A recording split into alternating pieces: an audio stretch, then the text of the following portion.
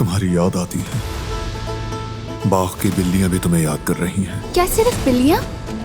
वैसे जिससे काम नहीं चलेगा, मुझे खुद कुछ करना होगा। किससे मिलना है? दिलान काराबे से मिलने आया हूँ। बारान काराबे अपनी अहलिया को ये फूल और उनकी फेवरेट चॉकलेट्स देना चाहता है। मैं आपका पैगाम उन्हें पहुंचा दूंगी। चॉकलेट लगी थी। तुम यहाँ क्यों आए हो? इसमें तो सिर्फ तुम हो, बस तुम। बारान काराबे का एक और अहम पैगाम है। कहिए, सुन रही हूँ। वो हर हाल में दिलान काराबे को घर वापस लेकर जाएगा। तुमने कहा था वो आएगी, क्या आई नहीं अभी तक? मेरी बीवी जब चाहेगी आ जाएगी दादी जान।